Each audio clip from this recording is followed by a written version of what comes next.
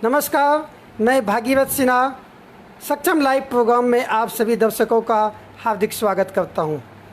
आज का कार्यक्रम मेरी दास्ता मेरी कहानी है और आज अपनी दास्ता और अपनी कहानी को लेकर हमारे स्टूडियो में उपस्थित है हमारी रीता बहन। तो रीता बहन, आपका हमारे स्टूडियो में बहुत बहुत स्वागत है। नमस्ते, मेरा नाम है रीता देवी। आज हम आपके सामने एक ऐसी कहानी रखने जा रहे हैं, एक ऐसे जज्बा ऐसे हिम्मत भरी एक साहस भरी कहानी रखने जा रहे हैं जिसे सुनकर आप भी दंग रह जाएंगे। ये कहानी इनके उन घटनाओं को याद दिलाएगा जिससे कि आपके रोम रोम पुलकित हो जाएगा। ये कहानी, ये जीवन गाथा इनके संघर्षों की वो कहानी है जो दूसरों के द्वारा फेंके गए पत्थर से इन्होंने एक मजबूत इमारत बनाई अपने जीवन में और आज न केवल अपने आप को सुरक्षित महसूस कर रही है बल्कि समाज के उन तमाम महिलाओं और बेटियों के लिए एक मिसाल है। ये मिसाल, ये एक सफ़र एक दिन का नहीं है। जिस तरह से कुछ समाज ने इन्हें कुछ दर्द दिया तो अपनों ने भी इन्हें कुछ चुभन भी दिया है और इसी दर्द और चुभन को बयां करती हुई आज हमारी रीता बहन अपनी गाथा को आपके बीच लेकर के आई हैं। ये कहानी सक्षम के साथ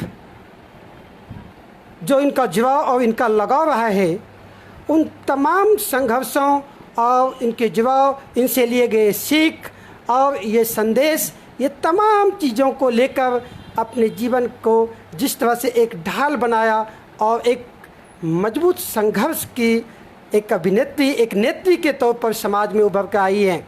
हम कह सकते हैं आज ऐसे जज्बे, ऐसे साहसी महिलाओं को संघर्ष को के कदम को आगे बढ़ाने के लिए परचम लहराने वाली ऐसी संघर्षशील महिला को सक्षम परिवार हार्दिक अभिनंदन करती है। मैं स्टार्ट करता हूँ, यहीं से प्रारंभ करता हूँ कि हमारी रीता बहन की जीवन की दौड़ क्या है और इनके जीवन का लक्ष्य कैसा है। रीता बहन मूलतः उत्तर प्रदेश की रहने वाली है जो दिल्ली में लगभग 20-25 सालों से रह रही है। इनके पिता का नाम शुभवन और माताजी का नाम प्यारी देवी है। एक दिलचस्प बात यह है कि बचपन से ही बच्चे इसे प्यार से या चिढ़ाते हुए पहलवान कहते थे और न जाने वो दिन, वो भविष्य, उस समय को क्या पता लगा कि ये पहलवानी का जज्बा इनके जीवन का एक अंग हो गया। चाहे वो घर के परिवार से हो, ससुराल से हो या अपनों के द्वारा दिए गए वो तमाम कांटों का चुभन जो है इन्हें पग पग पर छलनी करते रहा है और उस दर्द को इन्होंने एक सुंदर सी माला के रूप में किस तरह से गुथ करके और पिरोया है जो कह नहीं सकते कि किसी के जीवन में इस तरह के पीड़ा कोई दे, खासकर अपना अगर इस तरह का पीड़ा दे तो अत्यंत ही दुखदाई होता है। इनके पिताजी का मृत्यु इनके उम्र के 9 साल के बाद हो चुके थे। हाँ, तो पहलवान ये इसलिए है क्योंकि इनके पिताजी शुभवन जी भी एक जाने माने पहलवान थे और रीता जी को भी बचपन से ही उन्होंने पहलवानी और खेल कूद में हिस्सा लेने के लिए तैयार करने का जो उन्होंने काम किया। वैसे ये समय इनके जीवन में 3 साल ही रहा। इन्होंने ये खेल जो पिताजी द्वारा इनको सिखाया गया था ये 3 साल ही सीख पाई, तब तक पिताजी का देहांत हो गया और यहीं से शुरू होता है रीता जी की जीवन की असली गाथा। तो आइए हम सुनते हैं आज रीता जी की कहानी, रीता जी के जुबानी। तो रीता जी,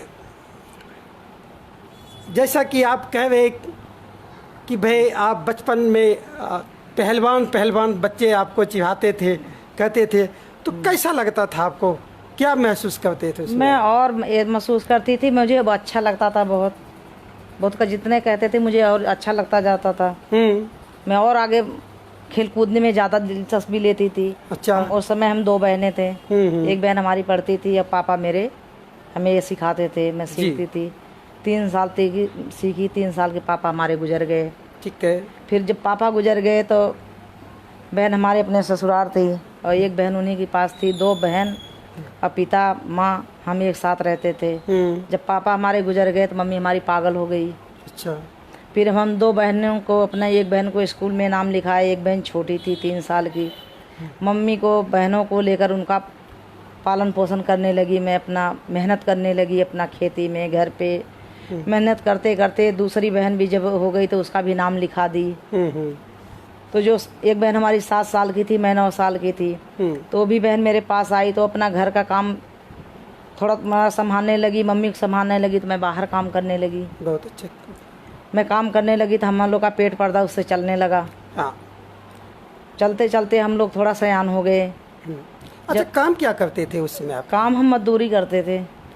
अच्छा, किस तरह का काम था आपका? इससे कैसे किसी का माटी फेंकना हो गया या खेती में कोई काम हो गया। हाँ। या कोई ऐसा काम हो गया, गन्ना जो समय पे होता था, कोई भी गन्ना कोई भी समय जो फसल आती है, मैं मेहनत ईमानदारी से खेतों में लगी रहती थी, करती थी। घरेलू भी किसी का काम होता था वो भी करती थी, अपने बहनों के जिलाने के, पढ़ाने के लिए, मम्मी के पालन पोषण करने के लिए। करते करते हम जैसा सयान होते गए तो बहनें दोनों पढ़ने लगी। एक बहन हमारी खेती देखने लगी, तो थोड़ा हम बड़ी हो गए तो बड़ी हमारी बहनें एक थी जी, हमारे से जो छोटी थी। फिर वो जब मजे को हुई तो उसके शादी कर दिए। ठीक है। कि ये हमारी शादी नहीं हुई, बहनों को उसके शादी किए, बहन अपने ससुराल चली गई। अच्छा। फिर मम्मी का अपना एक बहन, तब उसके बाद मेरे बड़े जीजा थे, उनके भी कोई परेशानी थी, मुझे दिल्ली ले आए। अच्छा। यहाँ पर ले आए तो उनकी भी अपना देखभाल करी। देखभाल करने के अनुसार से मुझे क्या नाम है रिश्ता यहाँ मेरा तय कर दिए। अच्छा। तो यहाँ अपने कॉलोनी में वो बोलते थे कि मैं ससुराल में सब संभालता हूँ। अच्छा। वो बोलते थे। हाँ हाँ। कि अब अगर मुझे बाजू बाजू बोलते थे कि इन्होंने तो ससुराल भी देखते हैं, अपना घर भी संभालता, बड़ा बड़ा खर्चा है, तो मुझे गुस्सा आता था वो बात सुन सुन के। मैं अपने जीजा से बराबर लड़ जाती थी कि मैं इतना मेहनत करती हूँ और सब कुछ करती हूँ, ये झूठ बोलते हैं। अच्छा। बहन के मैंने शादी किया, उसको सब कुछ दिया, जो दस्तूर होता है सब कुछ दिया। मेरे जीजा ने कुछ भी नहीं दिया था। खाली वो नाम बदनाम करते थे अपना कह कह के कॉलोनी में। अच्छा। जब बातें चीतें छिड़ती थी तो जब मैं बोलती थी तो जीजा के मेरे गुस्सा लगती थी। मेरे से कह नहीं पाते थे मगर गुस्सा उनको लगती थी। गुस्से गुस्से में मेरी शादी ये ऐसे समझ के कराएं कि मेरा जीवन ना पार हो सके। अच्छा। क्या किया उन्होंने? उन्होंने मेरी शादी उम्र के अनुसार से ज़्यादा हाँ गरीब जान के कि इसका पेट ना चले जी, हमेशा परेशान रहे, मेरी गुलामी करती रहे। अपने परेशान रहेगी तो दूसरे के कहाँ से देखेगी। यानी आपसे ज़्यादा उम्र के लड़के से शादी करवाया? हाँ। अच्छा, आपकी उम्र क्या रही होगी? किस उम्र में शादी हुई? उस समय मेरी उम्र 16 साल रही होगी। 16 साल के हाँ, लगभग 16 साल रही होगी जी। और उनका कितना था? इनका रहा होगा 30 साल। 30 साल, लगभग आधे के। जी। अच्छा।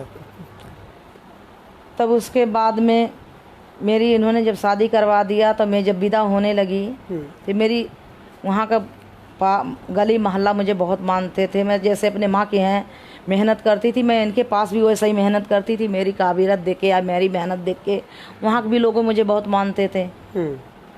इन्होंने जब शादी मेरी रची तो मुझे इन्होंने कुछ नहीं दिया, मुझे पुराना कपड़ा पहना के विदा किया। ठीक। मैं पुराना कपड़ा पहन के चली आई। फिर यहाँ पर आई तो आदमी मेरे देखे तो मुझे कपड़ा ले आए, पहनने लगी। अब मेरे को बोली कि मेरे घर पे कभी आना मत। जीजा आपके? हाँ, मेरी दी बहन बोली। अच्छा, बहन खुद आपकी की बोली बहन कि मेरे यहाँ कभी आना मत। शादी मैं के नहीं बाद? गई। फिर यहाँ आई तो यहाँ अपना रहने लगी इनके साथ। ये भी अपना कर्तव्य निभाए। हम 5 बहनें थे। फिर उन्होंने पूछा माँ बहनों के बारे में, माँ बहनों के बारे में सारी बात मैंने जब हकीकत बताई तो फिर ये मेरी तीसरे नंबर बहन को हाँ हाँ, ले आए, दिल्ली ले आए। हाँ दिल्ली ले आए। अच्छा। गए गांव, हम दिल्ली ले आए। दिल्ली ले आए, थोड़ा बड़ी बड़ी हो गई ये लोग, मम्मी भी थोड़ा दिमाग से सही हो गई, अपना करने धरने लगी। अच्छा। तो बहन थोड़ा 8वीं क्लास जब पढ़ ली तो मैं दिल्ली ले आई उसको यहाँ ले आई, पार्लर सिखाई, उसको सिलाई सिखाई, सिलाई। अब माँ को खर्चा देती रही, छोटी बहन को खर्चा देती रही, माँ को दुख दर्द देखती रही, अपना जो मेरे से खाने से बचता तो अपनी मम्मी को अपना देती रही, पहुँचाती रही अपनी मम्मी को। उसके बाद में यहाँ से बहन को मैंने रिश्ता कर दी। आपने अपनी छोटी बहन का रिश्ता? हाँ, अपनी तीसरा नंबर बहन को। अच्छा। मैंने यहाँ रिश्ता कर दी, चौथा नंबर बहन को यहाँ रिश्ता करी। उसके बाद जितना खर्चा आया मैं अकेले उठाई, इसमें कोई बहनों को, मेरे दोनों बहनों का किसी का सहयोग मुझे नहीं मिला। मेरे जो था मैंने उसका शादी ब्याह करके उसको अपने घर भेजी, उसका विदाई से लेकर सब कुछ आज तक मैं उसको देख रही हूँ। यहाँ तक कि मेरे आदमी जहाँ हस्बैंड मेरे काम करते हैं वहाँ भी उसके आदमी का अपने पास काम पे रखे। अच्छा, उनके आदमी का काम भी लगवाया? हाँ, उसके बाद में काम भी लगवाया। हाँ। फिर उसके बाद मम्मी मेरी बूढ़ी, उसको भी ले आई, दोनों आँख की अंधी हो गई थी, मोतियाबिंद हो गया था, उसको ले आई, मैं ऑपरेशन करवाई दिल्ली में लाकर, मम्मी भी देखने लगी। दूसरी बहन को भी ले आई कुछ दिन के बाद, उसको भी मैं सिलाई सिखाने लगी, सीखने लगी सिलाई। उस समय मेरा छोटा बच्चा कम था, पूरा 7 महीना मेरा चल रहा था, मैं बहुत काफ़ी बीमार थी, मैं पूड में भर्ती थी जी। ये नाग पंचमी का था समय था, दिन था। हाँ, यही महीना? हाँ, नाग पंचमी के समय था, यही सावन भादो का महीना होगा। बहन मेरी सुबह गई जंगल के तरफ, वहाँ से दोबारा मुड़ के नहीं मिली मुझे। ये इसी साहबा डेयरी में? हाँ, इसी साहबा डेयरी से गई जंगल की तरफ, मुड़ के नहीं मिली। एप्लीकेशन लिखाई मैंने, थाने पे गई, मम्मी के फ़ोन करी, मम्मी आई रोने पिटने, बहुत कोशिश करा मगर मेरी बहन को पता नहीं चला। मेरे बड़े वाले जीजा मुझे एक पे एक आरोप लगाते रहे, यहाँ तक मुझे बदनाम कर दिए कि इन्होंने बेच डाला होगा। अच्छा। बहुत काफ़ी मुझे सदमा आता था, बहुत परेशानी होती थी, फिर भी सब सुनती थी, बहुत कुछ सुनती थी, फिर भी मैंने हार नहीं मानी। अभी तक भी उसका भी सुलह, कई बार पुलिस वाले बोले सुलह कर लो, नहीं मैंने सुलह किया। कितना साल हो गया होगा लगभग अभी? ये कम से कम हो गया 14 साल। 14 साल पहले की ये घटना? हाँ, 14 साल पहले की घटना है ये। अच्छा। कई बार पुलिस वाले आए मेरे से, बोले सुलह कर लो। मैंने कहा जब मेरी बहन मिली नहीं तो मैं क्यों सुलह कर लूँ। बोले लिख दो, कहीं शादी वादी कर ली होगी, कहीं चली गई होगी। मेरे माथे पे तो इतना बड़ा कलंक लगा था, अगर मैं लिख के दे देती तो फिर भी तो एक कलंक लेके कहाँ से मैं ढोती। मैंने सुलह नहीं किया।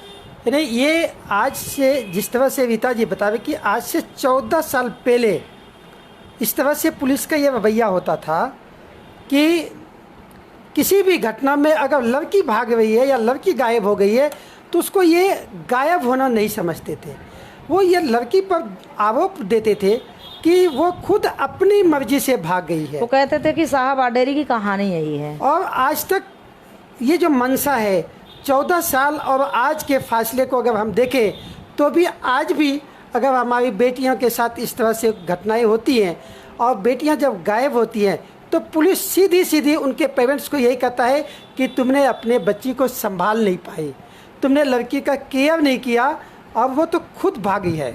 और बहुत सारे केस को हम लोग भी आज फेस करते हैं कि इस तरह से कि पुलिस उस पर कोई कार्रवाई नहीं करती है। माना कि आज से 14 साल पहले व्यवस्थाएं इतनी मजबूत नहीं होगी या जिस पुख्ता से चीज़ को रखना चाहिए था, केसों को रखना होगा, उन्होंने नहीं रखा। लेकिन मैं बड़ा गलानी महसूस होता है, शर्म आता है कि 14 साल के बावजूद भी पुलिस के इस रवैये में किसी प्रकार का कोई भी बदलाव या सुधार नहीं आया है। यह सिर्फ रीता बहन के एक बहन की घटना नहीं है। आपको मैं बताऊं कि वो जब मैं भी साहबा डेयरी में शुरू किया था काम, तब भी शौचालय नहीं था यहाँ पर। बच्चियाँ, महिलाएं 24 घंटे में एक टाइम का खाना खाती थी। रात में जंगल ना जाना पड़े उन्हें शौच के लिए, ये जान कर के रात में बेटियों को लोग खाना नहीं खा देते। इसके बावजूद भी बेटियों के साथ इस तरह का अपहरण और जघन्य अपराध होते रहे हैं। 2006 से लेकर के 2010, 12, 13 और न जाने अब तक भी इस तरह के घटनाओं पर पुनरावलोकन हो ही रहा है। तो फिर आज भी अगर हमारी बेटियों के साथ इस तरह से ये तमाम चीज़ें हैं जो हमें एक बार समाज को झकझोरने का दिल करता है। समाज के उन वर्गों को सोचने पर विवश होने का मन करता है कि आखिर समाज में बेटियां ही क्यों उपेक्षित है। आखिर बेटियों के प्रति हमारे शासन प्रशासन भी संजीदा क्यों नहीं है। समाज में इस प्रश्नों पर भी विमर्श होना जरूरी है, इस प्रश्नों पर बहस होना जरूरी है। आज बहस न होने का परिणाम ही है कि हमारे समाज में बहसियों का मनोबल बढ़ता है और बेटियों के ऊपर, महिलाओं के ऊपर जुर्म बढ़ता जाता है। इसलिए ये जो हालात है, इसमें बदलाव तभी होगा जब हम और आप एकजुट होकर के आवाज़ उठाएंगे। तो ये आखिर किस तरह से इस दर्द को, इस पीड़ा को रीता बहन ने अपने कलेजे में दबा के 14 साल से रह रही है, ये आप भी महसूस कर सकते हैं। तो आइए आगे। फिर उसके बाद क्या नाम है, मैं बहुत कोशिश करी बहनों के, आज तक भी कोशिश मेरी जारी है। आज तक भी कभी कभी मैं पुलिस वाले से भी थाने पे पूछती हूँ तो वही जवाब मिलता है कि कहीं शादी कर ली होगी, कहीं चली गई होगी। मगर मुझे विश्वास नहीं है कि उसने शादी करे। कोई मुझे अनेक प्रकार का ख्याल आता है कि अगर कोई मार के फेंक दिया होगा या कोई बेच दिया होगा या कोई बाहर सप्लाई कर दिया होगा। हर एक बात सोचती हूँ मैं। फिर उसके बाद ये जो है, फिर उसके बाद मैं सक्षम से जुड़ी। अच्छा। फिर उसके बाद हर एक घटना होती रही गली मोहल्ले में मेरे। हाँ। हर एक घटना होती रही गली मोहल्ले में, तो हम डायरेक्ट थाने पे पहुंच जाते थे, हल्ला गुल्ला करते थे अपना गली सबको लेकर। तो कोई सुनवाई नहीं होती थी। ठीक। कोई सुनवाई भी नहीं होती थी। फिर उसके बाद हमारा सक्षम साहबाद डेयरी में आए। तो हम लोगों ने जब सुना कि सक्षम चल रहा है तो हम लोगों ने गए वहाँ पर। जब घटना ज़्यादा होने लगी तो हमारे मोहल्ले में रेप हुआ एक लड़की का। अच्छा। तो हम सक्षम में गए तो वहाँ बातें कहे, तो वहाँ से अपना सब महिलाओं जितना थी हमारे सक्षम के सब अपना विचार बनाए, राय बनाए। तब उसके बाद में सब कोई थाने पे गए जी।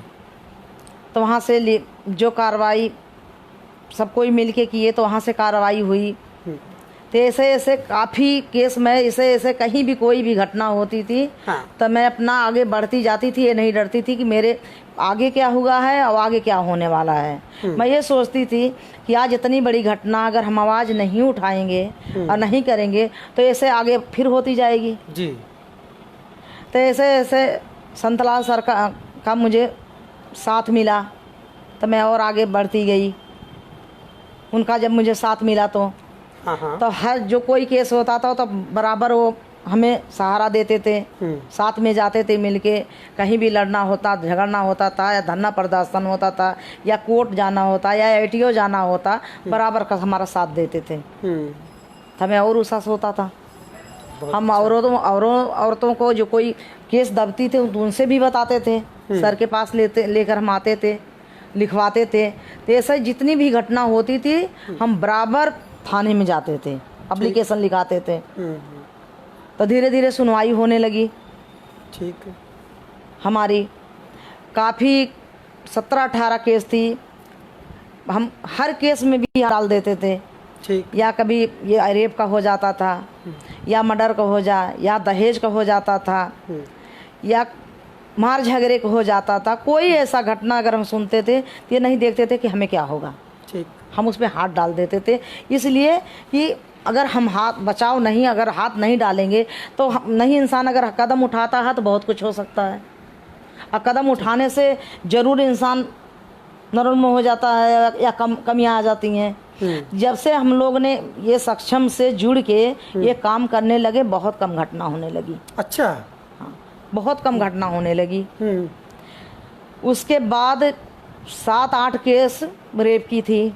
उसके बाद जब मैंने ज़्यादा लेके जाने लगी और एप्लीकेशन लिखाने लगी, सबको इंसाफ मिलने लगा तो मुझे भी धमकियाँ मिलने लगी। हाँ हाँ। कि हम मार देंगे या अपने बच्चों के उठा लेंगे तुम्हारे। फिर भी मैं हार नहीं मानी। अच्छा। मेरी बेटी दीक्षा थी उस समय 17-18 साल की। अच्छा। मेरी बेटी 18 साल की थी बेटी। हाँ, मेरी बेटी थी। उसके बाद वो 9 में पढ़ती थी और पेपर की तैयारी कर रही थी 9 की। सोचती थी कि 9 की तैयारी कर रही थी। तो बोली मम्मी मैं जा रही हूँ सहेली की है किताब लेने। बोली मम्मी मैं किताब लेने जा रही हूँ। गई उसने अपना पेपर देने, कल 2-3 दिन से जाती हो। उसके बाद वो आधा घंटा लग गया कि आई नहीं अभी लड़की।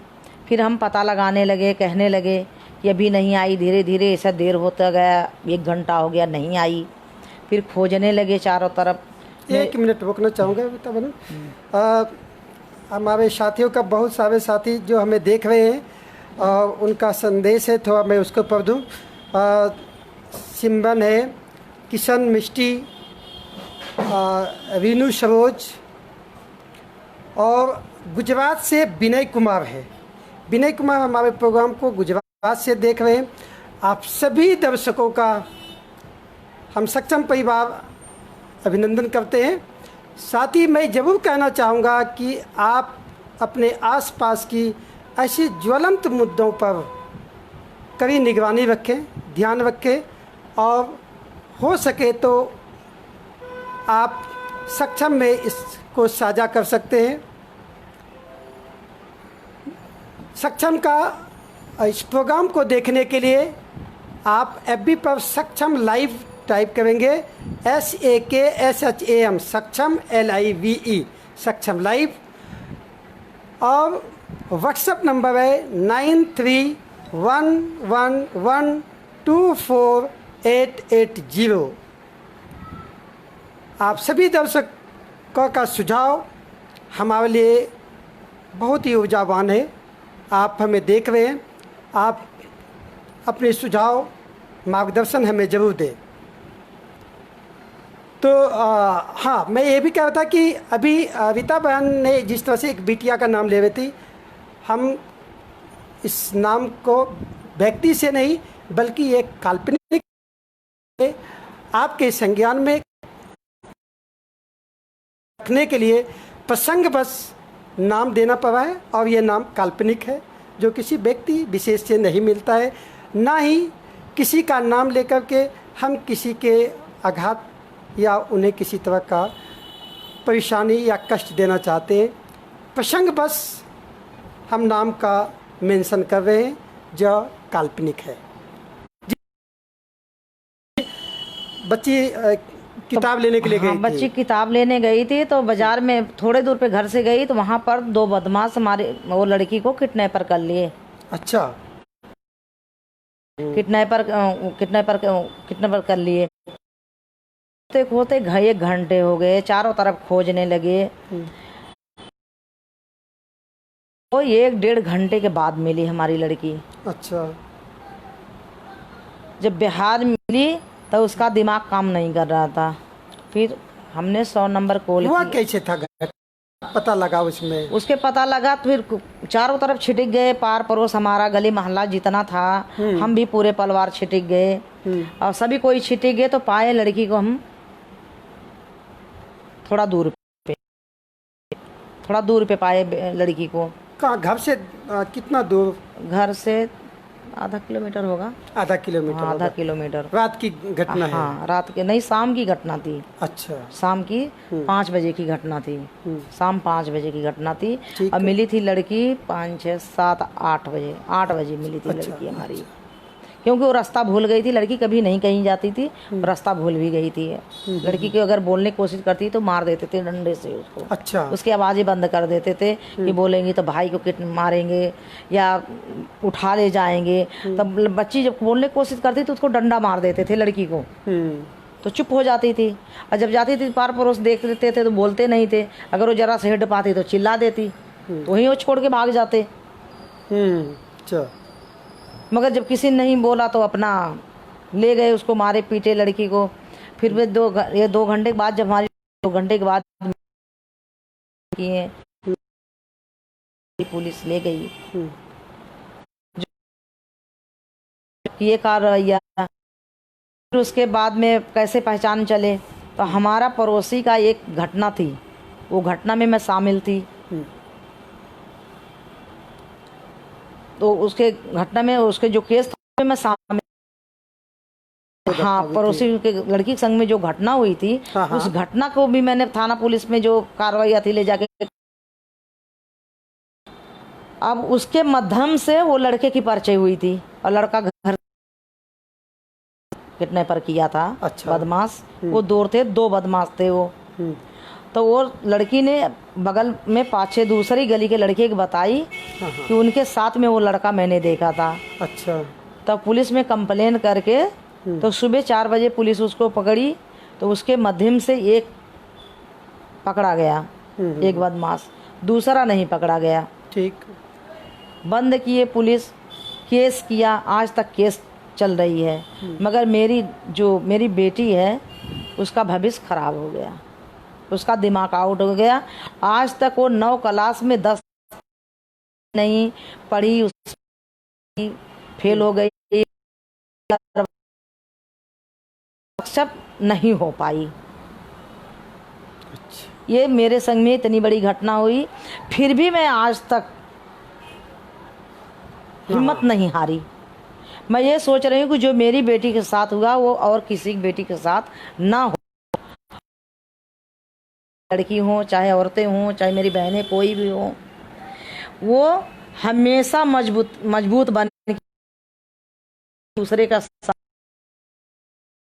अगर कोई ऐसी घटना आती, अपना इंसाफ, और हमें इंसाफ मिलना चाहिए। हम इंसाफ के लिए कुछ भी कर सकते हैं, कहीं भी जा सकते हैं। तो रीता जी के जीवन में पहली घटना इनकी बहन के साथ, जब उस संघर्ष को इन्होंने प्रक्रिया शुरू की और उससे सबक लेकर इसके खिलाफ आवाज़ उठाना शुरू की, बनिस्बत इस आवाज़ को बुलंद करने के बजाय इसे दबाने की कोशिश इस तरह से की कि इनके बच्चों का खुद किडनैप हुआ। अब आपने सुना किस बेरहमी के साथ बच्ची का क्या हालात हुआ। आज उनकी मानसिक हालत ठीक नहीं है, पढ़ाई नहीं हो पा रहा है, और बच्ची बहुत ही आप समझ सकते हैं कि अभी वो 21-22 साल की हो चुकी है, लेकिन आज भी उनकी जो मानसिक स्थिति है बिल्कुल भी सामान्य नहीं हुई है। और ये आज समाज के ऊपर भी एक काला धब्बा है कि जहाँ एक आवाज़, जहाँ कष्ट पर कष्ट, जहाँ समस्याओं पर समस्याएं, अपराध पर अपराध बढ़ते हों, वहाँ एकजुट होकर के आवाज़ उठाने के बजाय इन्हें फिर उसी दर्द को याद दिलाया जाए, उस दर्द पर नमक छिड़का जाए। आप समझ सकते हैं कि स्थिति कितना भयानक के बावजूद भी रीता बहन ने अपने आप को रोकी नहीं, उस पर विराम नहीं लगा, पर्दा नहीं डाला, बल्कि सामने होकर के उसका मुकाबला किया, दिल खोल करके लड़ने की जज्बा पैदा की अपने आप में। साथ ही साथ आज भी किसी भी केस में ये पीछे नहीं हटती है। आइए आगे देखते हैं। हम किसी केस में नहीं थे, या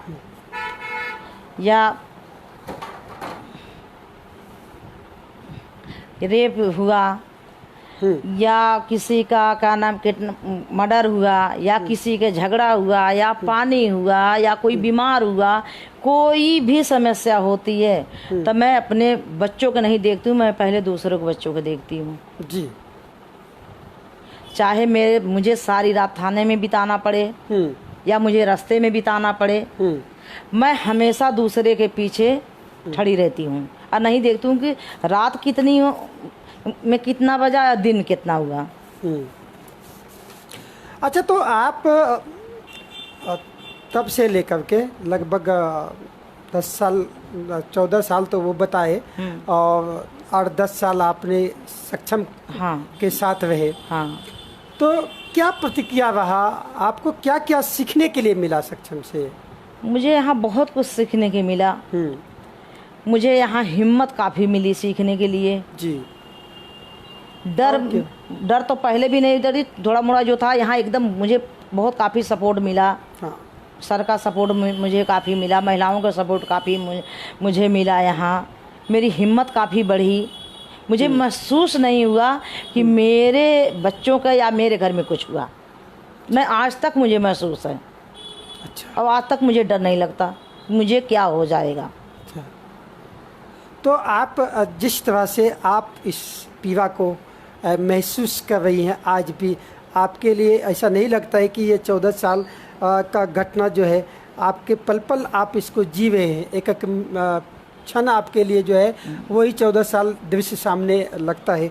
तो क्या आपके घर के लोग भी इसको इसी तरह से महसूस करते हैं, या कभी वक्त है कि तुम आप दूसरों के लिए इतना जान देने की क्या ज़रूरत है, अपने ऊपर ये विपदा ले लेती है, क्यों जाती है? कभी रोका नहीं उन्होंने? नहीं, मेरे पति ने कभी नहीं मुझे रोके, और मुझे उन्होंने हिम्मत दिया, और उन्हीं का देन है कि मैं आगे बढ़ती हूँ निकलने को। उन्हीं ने मुझे रास्ता दिखाया, हिम्मत दिया, उन्होंने मुझे कभी नहीं रोका। अच्छा। हाँ, साथ दिया बराबर उन्होंने मुझे। साथ देते हैं? हाँ, साथ बराबर मेरे पति ने मुझे मेरे देते हैं। और आपके इस मुहिम में और कौन कौन जुड़े आपके साथ? हमारे साथ बहुत लोग जुड़े हुए हैं। अच्छा, किस किस तरह के लोग जुड़े हुए हैं? गली में हैं और अच्छा। दूर भी होते हैं, नात रिश्तेदारी अगर हम जाते हैं वहाँ भी अपनी चर्चा, अपने संस्था की चर्चा करते हैं, संस्था की बात बताते हैं। हाँ। वहाँ भी लोग कहते हैं कि अगर हमारे पास कोई घटना होगी तो हम फ़ोन करते हैं। उन्हें भी कहते हैं कि अगर कोई भी समस्या हो तो तत्काल हमें फ़ोन करो। अच्छा, वहाँ भी अपने पर्चे देते हैं। एक बार बोलते हैं कि भाई हमारे जो है संकट मोचन जो है एक भैया है, तो वो भैया कौन है? भैया मैंने संतलाल जी को बनाई। अच्छा, वो क्यों? जीवन में मेरे तो भाई नहीं थे। हाँ। हम 5 बहनें थे, पिता भी नहीं थे। मैंने जीवन में इतनी उम्र मेरी हो गई, 5 बच्चे भी मेरे हो गए, बड़े बड़े हुए। जीवन में मैंने कभी किसी के लाइफ में कभी भी भाई नहीं माना था। मगर मेरे क्या आ गया, ऐसी मुझे मजबूरी आ गई, या मेरे दिल में कहाँ से बताऊँ, मुझे बहुत काफ़ी कहने में तकलीफ़ होती है। हाँ बिल्कुल, ये बहुत तकलीफ़ की बात है कि अपना सगा भाई न होना एक तकलीफ़ वो है, दूसरी भाई बनाना और भाई का दायित्व निभाना, भाई बहन का ये जो पवित्र रिश्ते हैं इसको निभाना अपने आप में बड़ा ही महत्वपूर्ण है, जिसको रीता बहन में भी महसूस कर रही हैं। देखिए, ये तो आपकी ताकत की बात है, आपकी जज्बे को सलाम है कि कल तक आप अकेली थी, आज आपके साथ पूरी समाज है, पूरी गली मोहल्ला है, आपके रिश्तेदार आपके साथ है, और सबसे बड़ी बात तो जो आप कहते हैं कि हमारे साथ कोई नहीं तो हमारे संकट मोचन भाई तो है। मैं बहुत गर्व के साथ भाई बनाई संतलाल जी को, बहुत गर्व के साथ बनाई। मैंने जीवन में कभी नहीं किसी कलाई पर राखी बानी, मगर मैंने भाई बनाया, भाई नहीं बनाया, मैं अपना जीवन का रक्षक बनाया। बहुत अच्छा। तो क्या क्या और भैया से आपको सीखने के लिए मिला? मुझे बहुत उम्मीदें, जो उम्मीदें मैंने हार गई थी, हाँ। कभी मैंने भाई महसूस नहीं करती थी। मैं जब को उनके पाई, मैंने बहुत कुछ महसूस किया अपने जीवन में कि कम से कम मेरा जो सूनापन था तो कम से कम मेरा उजाला में तो बदल गया। गुड, बहुत अच्छा। सलाम। तो आपने ये जो है कब महसूस किया कि भाई एक भाई अपना होना चाहिए? आपने कैसे महसूस किया ये? मैं ऐसे हर बात बहुत दिन से सोचती समझती रही। कई लोगों ने मुझे कहा, मेरे कभी किसी से विश्वास जमता ही नहीं था किसी के से। अच्छा, ठीक। कभी हुए नहीं करता था विश्वास। मुझे संतलाल भाई में बहुत मुझे विश्वास दिखा। बहुत मैंने विश्वास की, आज तक विश्वास करूंगी, जब तक जीऊंगी तब तक भी विश्वास करूंगी। क्या बात, क्या बात है, बहुत अच्छा। मेरा बहन भाई का नाता जीवन भर नहीं टूटेगा, चाहे मैं गांव में रहूं और चाहे मैं दिल्ली में रहूं। तो बहुत बड़ी बात है ये। तो आपने मार्मिक बातें कही। और दुनिया नाता है मगर मेरा बात नहीं है। बहुत अच्छा। मैं निस्वार्थ है। कभी भी इतना केस हुई या किसी के पीछे दौड़ी, मैं अपना स्वार्थपन कभी नहीं दिखाया किसी से। लोग दौड़ते हैं स्वार्थपन में, दौड़ते हैं या स्वार्थपन, मैंने कभी स्वार्थपन किया ही नहीं किसी चीज़ में। मैं सिर्फ दूसरी लड़की अपने लड़की की नज़र में देखी, अपनी नज़र में दूसरे की बेटी अपनी बेटी में देखी। क्या बात है, सैल्यूट है। अब हमारे दर्शक भी आपको सैल्यूट पेश कर रहे हैं। बहुत ही पूनम जी बोल रही है, बहुत ही सराहनीय कार्य कर रही हैं और साथ ही परिवार भी संभाल रही है। आपको मेरा सलाम। सचिन यादव, बहुत ही हिम्मत वाली हैं आप, आपको मेरा सलाम। रीता जी, ये आयशा अलीना बोल रही है, रीता जी आपकी लाइफ से बहुत कुछ सीखने को मिलता है। साथ ही साथ देखो, भैया के लिए भी संदेश आया है। पूनम जी ने ये लिखा है आगे कि संतलाल जी भी बहुत अच्छा कार्य कर रहे हैं, उनको भी बहुत बहुत शुभकामनाएं। हाँ, तो जरूर बात है ये। अभी आपने भाई बहनों के इस पवित्र और निस्वार्थ रिश्ते को देखा है और आप सभी दर्शकों को भी सैल्यूट है कि ये समाज का एक मिसाल है। सिर्फ वही अपना नहीं होता है जो एक माँ से जन्म लेता भाई बहन होता है। रिश्ते वो भी सत्य है, रिश्ते वो भी मजबूत है जिसे हम निभाते हैं और जिसे हम निभाने की क्षमता रखते हैं और रात दिन उन रिश्तों को बरकरार रखने के लिए उस पर चिंतन और मनन करते हैं।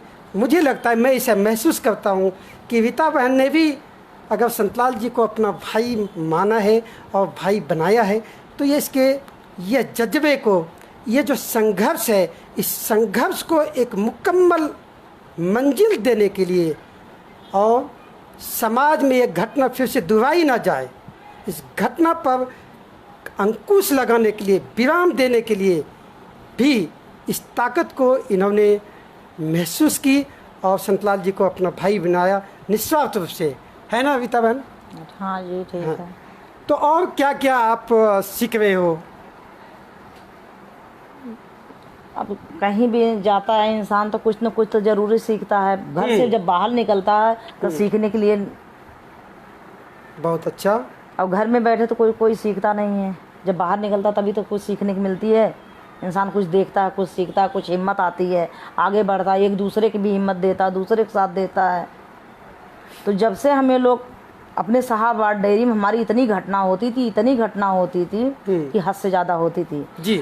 मगर जब से हम लोगों ने काफ़ी, हमारे सक्षम परिवार ने, हमारे सर जी ने जब ये कदम उठाए, काफ़ी धरना प्रदर्शन हुआ, काफ़ी मेहनत उन्होंने किया, काफ़ी हर जगह क्या नाम है कई कई जगह धरना प्रदर्शन किए, कई जगह थाने पे घेराव किए।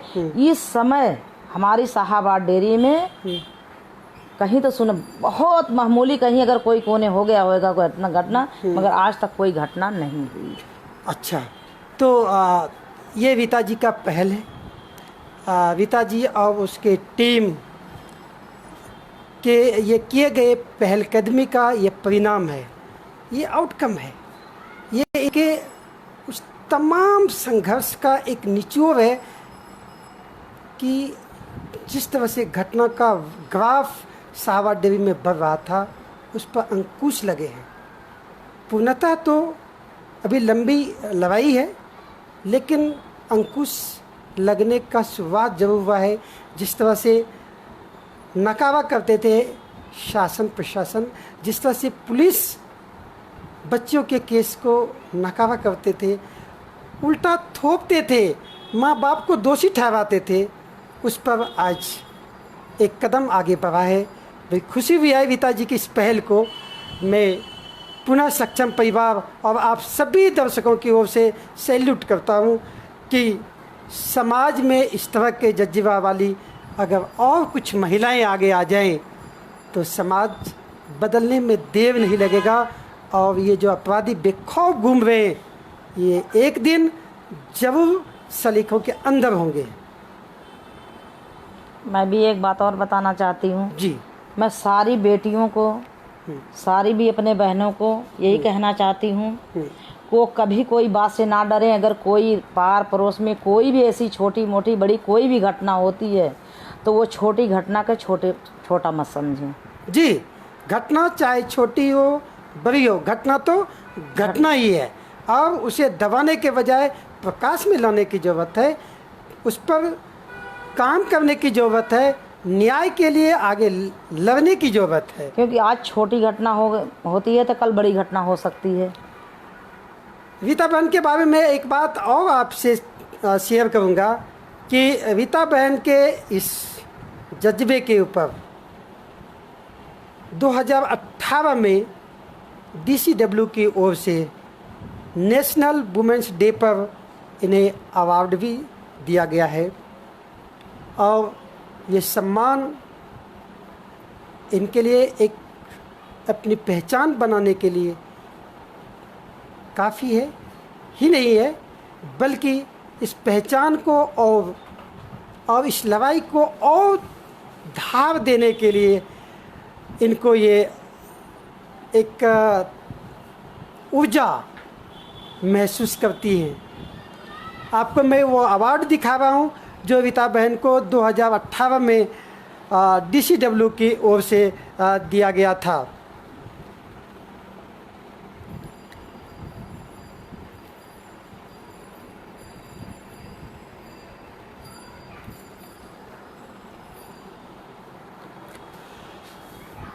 तो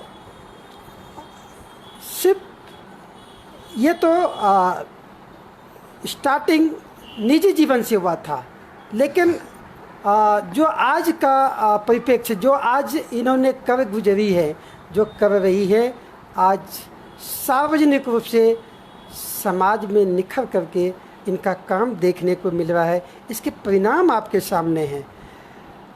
तो रीता बहन, आप एक चीज़ और हम जानने का मन कर रहा है कि आप किस किस तरह के केस को हाथ लगाते हैं, किस केस से आपको पाला पड़ा शाहाबाद डेयरी में रहते हुए? मेरा केस पहले मेरा पाला पड़ा था, जैसे पुलिस आती थी तो कोई भी बच्चों को जो गुनाह करते थे उनको तो नहीं पकड़ती थी, जो बेगर गुनाह के बच्चे थे उनको पकड़ती थी। तो जब ये गुनाह वाले बच्चों से हाथ मिलाते थे तो हम देखते थे तो हमें गुस्सा आता था। अच्छा। कि जो बच्चे कोई क्राइम करते हैं, घटना करते हैं, उनसे तो पुलिस हाथ मिलाती है और जो निर्दोष बच्चे रहते हैं उनको पुलिस मारती है, उनको थाने पे ले जाती है, तो उनके माँ बाप परेशान होते हैं। तो हम भी उनके साथ कभी कभी जाया करते थे जी। तो ऐसा ही जाते देखते देखते हमें भी महसूस होने लगा अच्छा बुरा। अच्छा। और आपने, मैंने सुना है कि आपने महिलाओं का कोई समूह भी बनाया हुआ है?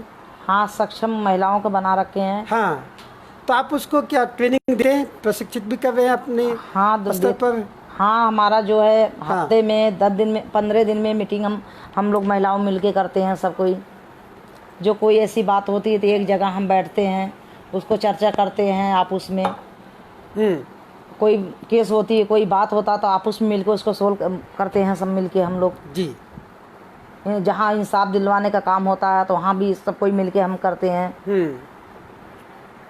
मगर सर हमारा बराबर साथ देते हैं, संतलाल सर जी। अच्छा।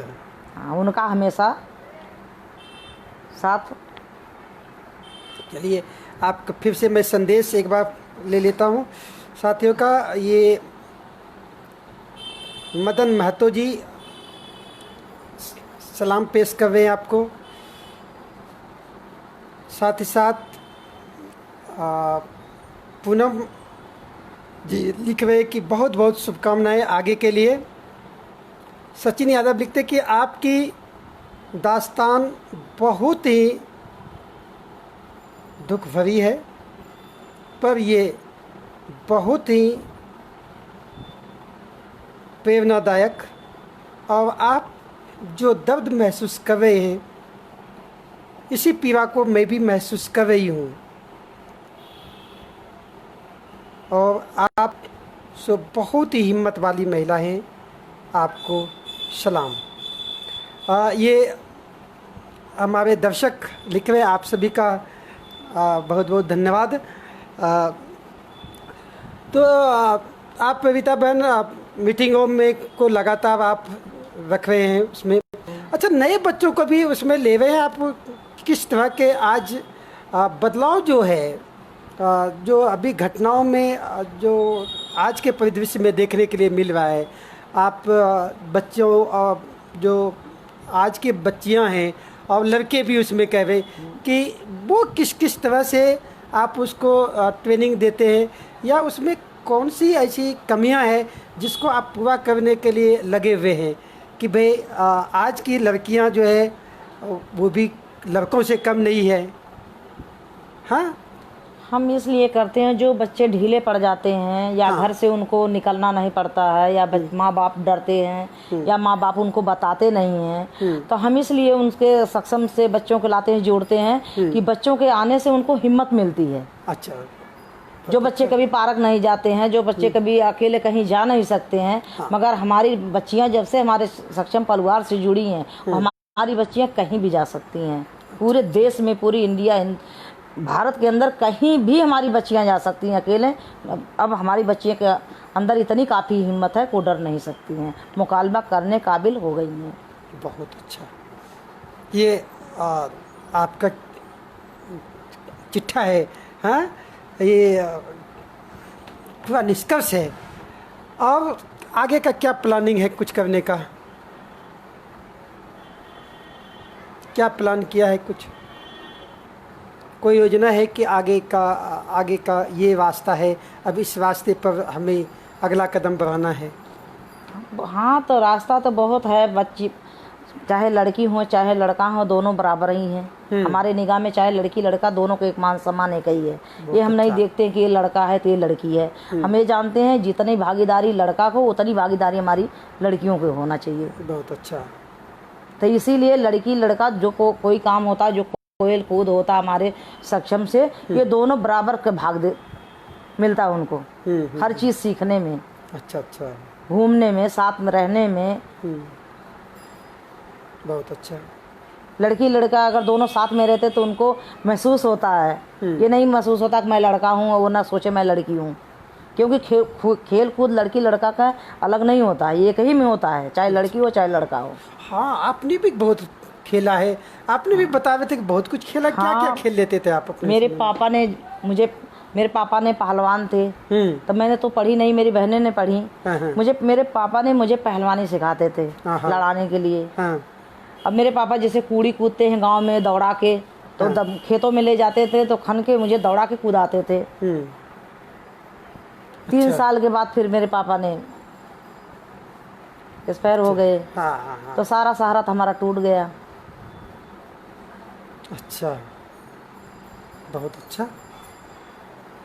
अच्छा, तो आज की समय में अपने आज इन हौसलों को अपनी महिलाओं के बीच या आज की बेटियों को क्या संदेश आप देना चाहोगे?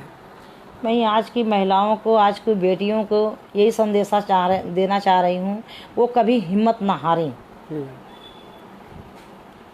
आगे बढ़ें, एक दूसरे के सहारा बने। अगर कोई महिला हमारी अगर दबती है तो उसको उभारने की कोशिश करें, उसका सहारा बनने की कोशिश करें।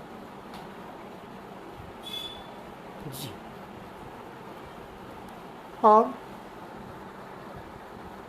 आज बेटियों के लिए और महिलाओं के लिए सिर्फ मुख दर्शक रह करके नहीं, एक दूसरे का सहारा बने, एक दूसरे का साथ दे। ये है रीता बहन का सफ़र जो आपने आज इनकी ज़ुबानी सुना। पीड़ा बहुत है, कहने के लिए बातें बहुत है, समय का अपना तकाजा है, समय का अपना पंख है,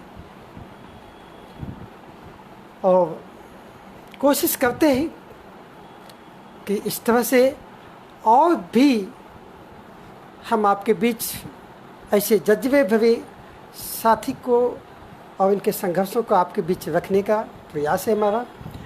मैं आपसे फिर अपील करता हूं कि आप के आसपास या आप किसी भी प्रदेश में हैं, आप किसी भी हालात में हैं, आप इस संघर्ष और रीता बहन के मुहिम का अगर आप हिस्सा बनना चाहते हैं तो आप सक्षम से जुड़ने के लिए, सक्षम में जुड़ाव के लिए आपका स्वागत है।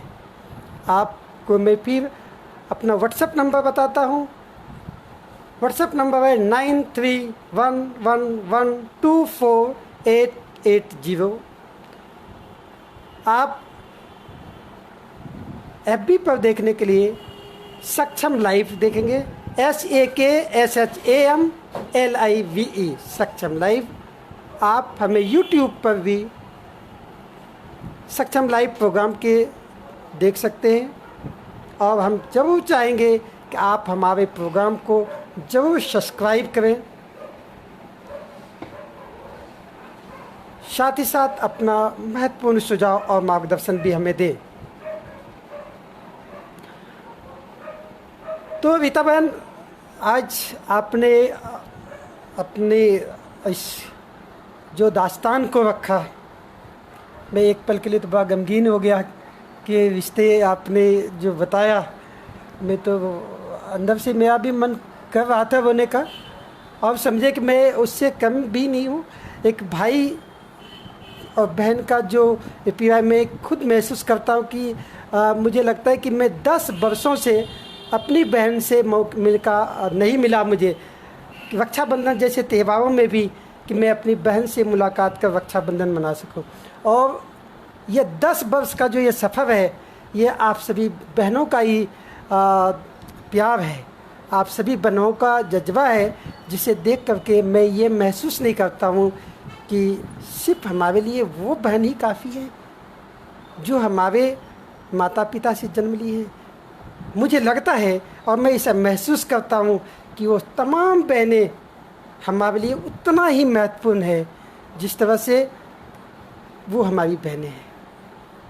और इसी को महसूस करते हुए मुझे 10 साल कब बीत गया मुझे पता नहीं। बहन अपनी सुख की दुनिया में और रहना चाहिए। मैं दुआ करता हूँ कि सभी बहनें हमारे सुखी रहे, संपन्न रहें, और हम भाइयों को तभी खुशी मिलता है और मैं अपने आप को तभी गौरवान्वित महसूस करता हूँ। आप सभी बहनों को मैं तहे दिल से शुक्रिया अदा करता हूँ। आप सभी प्रसन्न रहें, और आप रीता बहन, आपके जज्बे को मैं सैल्यूट करता हूँ कि आप सिर्फ अपने लिए नहीं बल्कि समाज का भी वो मिसाल है। समाज को आप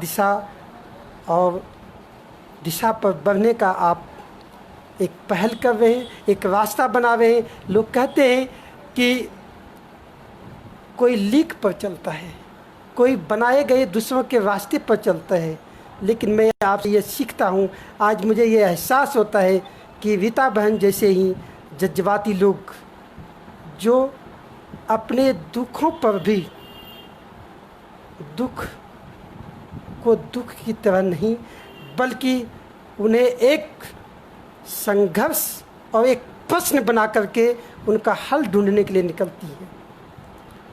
और ये यात्रा, ये अभियान तब तक नहीं रुकेगा जब तक कि समाज में संपूर्णता में हमारी बहनों और बेटियों को और महिलाओं को सुरक्षा नहीं मिल जाए। आज इसी के साथ आप सभी से मैं लेता हूँ विदा। नमस्कार, स्वस्थ रहिए और सुखी रहिए। आप सभी दर्शकों को सक्षम परिवार की ओर से धन्यवाद।